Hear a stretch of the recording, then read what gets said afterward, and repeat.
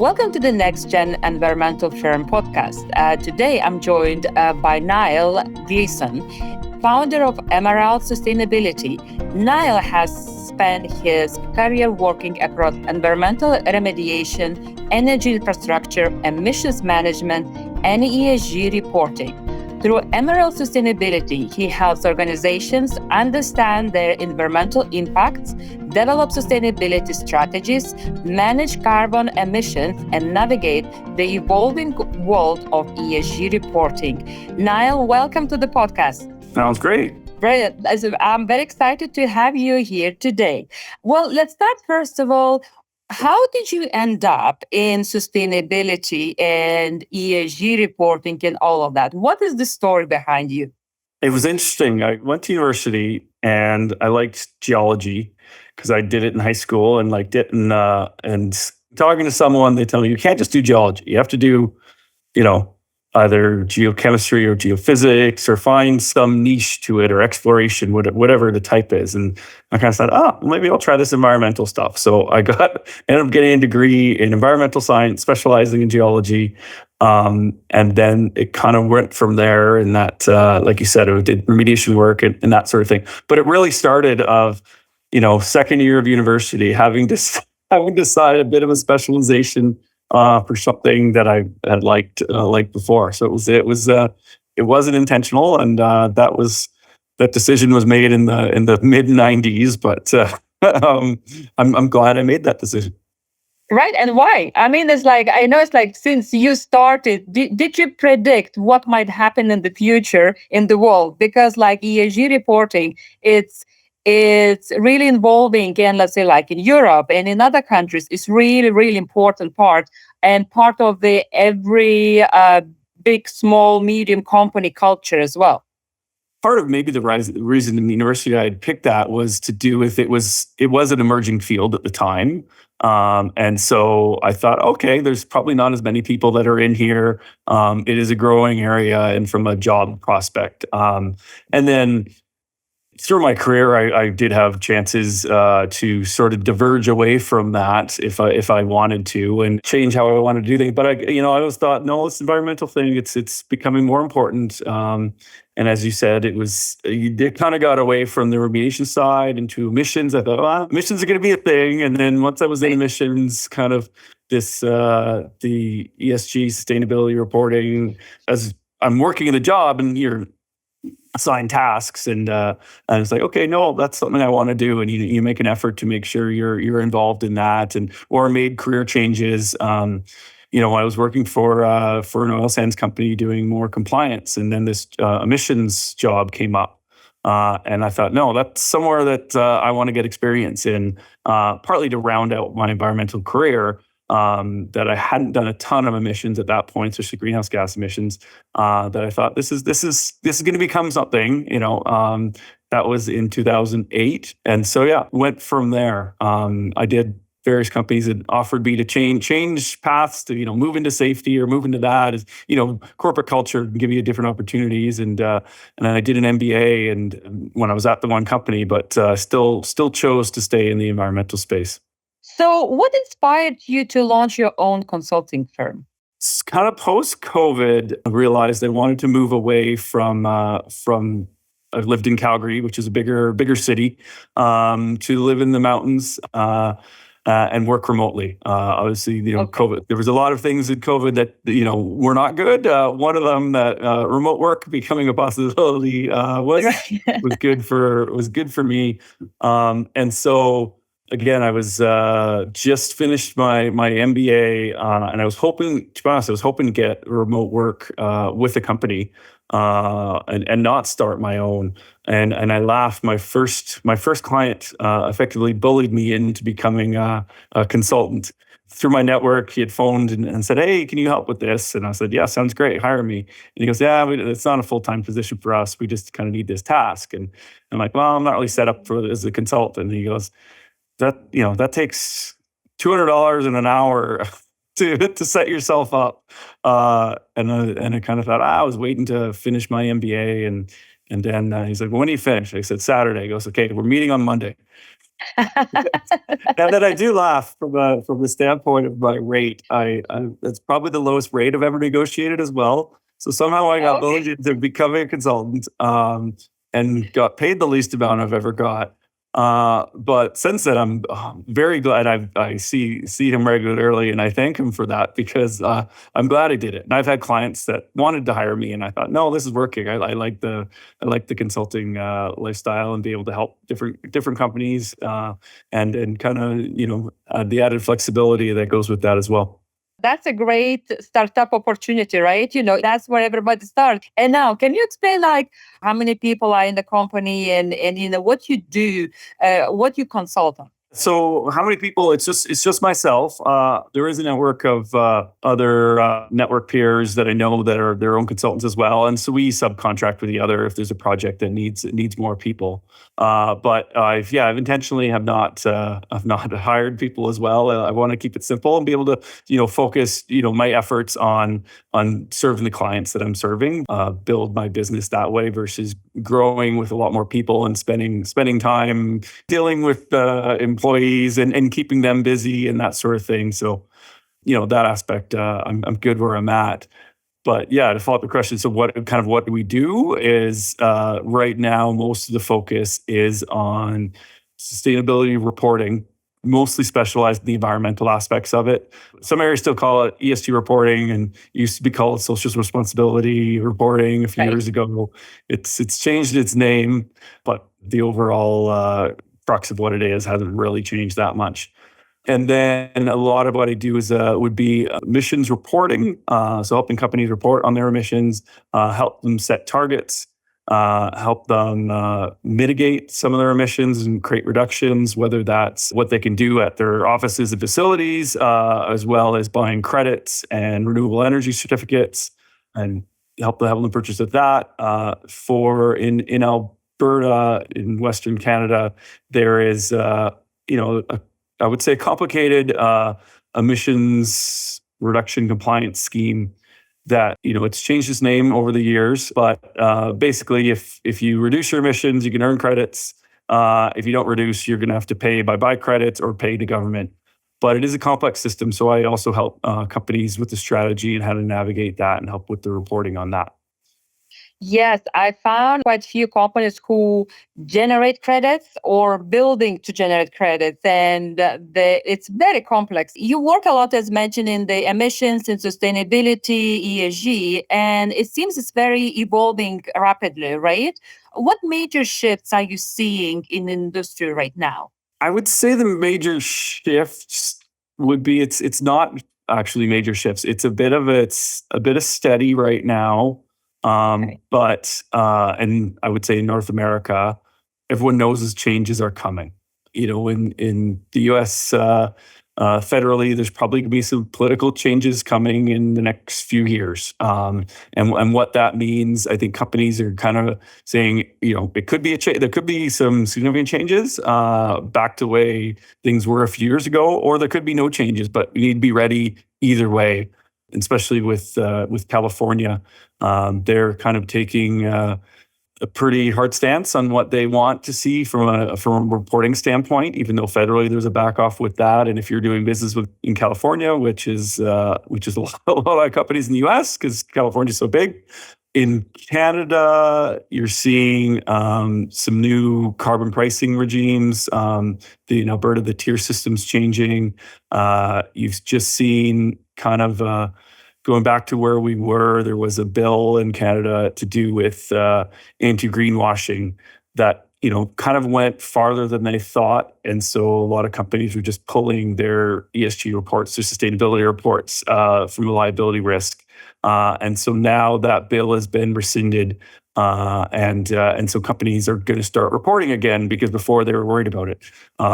I had one client that had pulled their sustainability report because their insurance company had told them to pull it because it was a risk to them. Even though to me they weren't saying anything outlandish, it was they were reporting their emissions and their water use, and their employee data, and they had a target that was a reasonable target that they could meet, and so even still it was being pulled. So a lot of small changes, but it's all. I think a few years ago there was a bit of a pendulum that had everyone's got to be net zero and everyone's got to report on this, and so companies were scrambling quite a bit. And this is kind of the pendulum swung back, and now we're at a bit of a steady state. But everyone knows it's coming. It's going to be more gradual. What's coming back, and on the reporting side and all kind of environmental management side. I never heard about the insurance companies that kind of the requesting ESG reporting can have these measurements, but I heard about if company wants to take a loan as well, that they kind of there's like green loans or something like this, and they requiring to have ESG policies in place for the loan too, which is interesting. You said steady progress at the moment, but do you see more like companies are voluntarily wanted to set up these policies, or it's more than waiting until they are forced to have the reporting in place? Yeah, so there's a lot of companies that still are doing all the reporting, and there's some that are doing nothing, and there's some that are doing it behind the scenes, knowing that these changes are coming and they're going to have to report. So they may not be putting them publicly, but they've got the data and they're doing the work behind, because they know to go straight from all of a sudden mandatory reporting on something you haven't been reporting with in the past. There's a learning curve to it. There's some pinch points, especially on the controls piece, from all companies have controls and they're used to controls around their financial accounting. And then all of a sudden to put that around environmental and social data that are not in place and have different sets of rules that I always say you could have two numbers in the in the ESG reporting space. You could have two numbers that are different and both be right. In the accounting space, that doesn't make sense. It depends on which framework you're reporting to, and each framework has different rules associated with it. And as long as you talk about what framework you're using, and you can still get a third party audited and go through that, but the numbers can be different. So that's a bit of a struggle from the controllership teams of accounting departments. All of a sudden are tasked with make sure these ESG data is correct.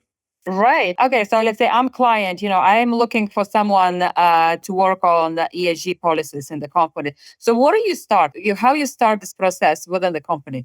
Yeah, probably the first thing I'd want to know is the maturity of the company in the sustainability space. Are they starting completely from scratch? Or they've been doing it for a while and they want to improve, or they've been doing it for a while and they kind of want to move to the top tier. Like what's the objectives of the company and where they are. And so for companies that are just starting, I've had a few clients that I just help them get started and really have trained myself out of the job. And then they'll just call me up every once in a while and say, hey, we're having trouble with this, or we want to add this, and I'll help them with that. Give them the tools so they can do it themselves. So for smaller companies that are starting out. For other companies that, they've been reporting for a while, they want to set targets, or they want to make reductions. It's go in there and help them with that. Through my career, I've been reporting on emissions since 2008 and doing reductions since then and dealing with credits. And I did that as an early part of my career. So I kind of understand the boots on the ground aspect of it, and then the higher level management side. So I can go into to some companies and kind of connect the dots and say, okay, this is how you can work with your facility level people on creating the reductions. And this is what it means to a board report, and connecting those dots of where they are. Do you do benchmarking as well? Because I'm sure there is some regulations that relates, or what is the standards needed to be achieved, especially maybe for the bigger companies, right? Are there any standards or benchmarking that you perform? Yeah, well, every company wants to know what their peers are doing. So, right. So you always pull, okay, give me a list of what you think your peers are, and I will, I'll say do they have targets? Do they not have targets? What are they reporting on? Are they getting third-party verification? Do they report to, CDP? Is right. there And do they have a net zero? Like, so it's go through all of them, which you don't see as much. It's probably from intensity would probably be the way to do it. In the oil and gas world, I see more of that is like, okay, so what is their emissions per product of this company versus that company and compare it. You could also do emissions per revenue or EBITDA, whatever financial metric you want as well. And you'll see a bit of that, or water use, or whatever the environmental attribute is. So companies can kind of see what their peers are doing. So within your consultancy, so what is working particularly well today? What is working well? I guess client retention. Clients keep hiring me back, which means I must be doing something right. Perfect. Yeah, I think, and that's probably to do with I can kind of cater what the client needs and don't really oversell, and I don't ever lose clients like that. So I was thinking, what's going well would be the client retention. Yeah.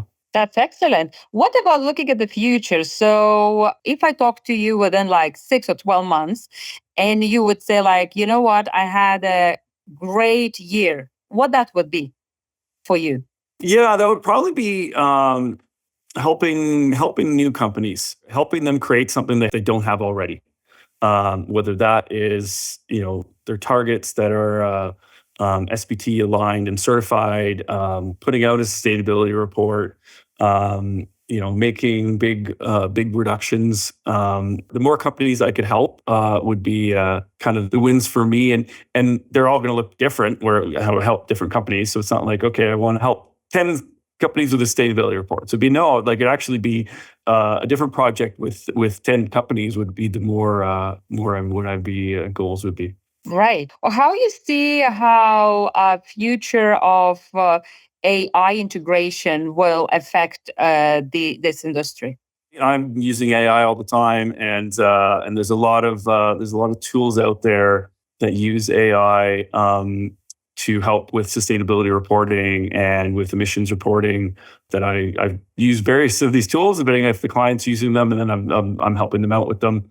Yeah, AI is obviously going to be game changing everywhere. The sustainability is no different.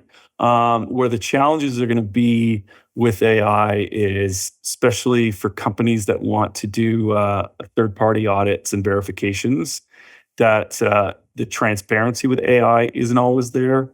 Right. And so having a way that getting the efficiency of AI to scrub a whole lot of data and put reports out, it could do that, but it's also, how does it do that and show where it got the data from, and someone can go check it, and we can still put your controls in to make sure it's real. I was looking at an AI created report today that everything looked great, and then there was some information that was completely out to lunch, and I don't know where it came from. So it still needs the review status. Absolutely. I have a last question. So, if you had a magic wand and could instantly change one thing about the sustainability industry, what that would be? It's very interesting. Years ago, and this is when I was working in sustainability in the oil and gas world, there was no competitiveness in the sustainability side. All the companies were talking about, hey, this is what I'm working. This is what I'm doing for reporting. This is what I'm doing for emissions reductions. This is what I'm doing for X, Y, Z. And we would, with industry working groups, we would meet and, talk all the time and share ideas, and then, collaborate on projects if it meant, kind of diluting costs. So say, we'll bring this contractor can, do my site and your site at the same time, and that sort of thing. And I think as sustainability became was thought of as a more competitive advantage, in that, companies really want to tout how sustainable they are. Some of that started being held closer to the chest, that they, didn't want to share as much of that information as they used to do. There still is more sharing than there probably, from a lot of the other departments within companies, but I have noticed that it's not as much as it used to be, because as companies, and the reason they're care more about sustainability is because there is a competitive advantage to it. And so because of that, they don't want to share. So it's a bit of a double-edged sword. But that would be what I'd change, is that it was a lot more when collaboration companies could do a lot more. Do you see like more companies, for example, even that, let's say, within particular industry, right? So, for example, like, I don't know, chemical manufacturers, if they had like maybe, set of, standards as well. I mean, there are standards, but, kind of working towards as a together, right? Rather than separate companies doing their bits and pieces, right? Yeah, exactly. Is if a chemical company finds a way to reduce their emissions, a lot right now they're probably holding it holding it close to them, unless it's a third party project that's helped them, and then they're going to use that to try to sell to another company. But yeah. Yeah. No, I see that. Well, thank you so much for your time today. It was very insightful, to you walked us through, what you do, and it's your experience. And I'm really happy to hear that you have lots of clients because they believe in you and your quality work. So I appreciate for your time today. And for listeners, please now follow my channel and subscribe as well. Thank you so much.